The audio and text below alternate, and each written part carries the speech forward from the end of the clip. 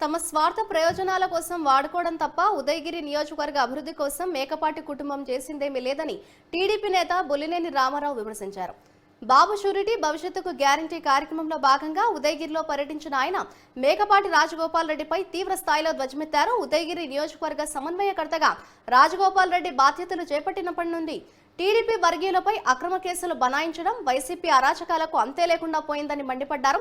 YCP దుర్మార్గపు పాలనకు చరమగీతం పాడే రోజులు అతి దగ్గరలోనే ఉన్నాయని ఆయన అన్నారు.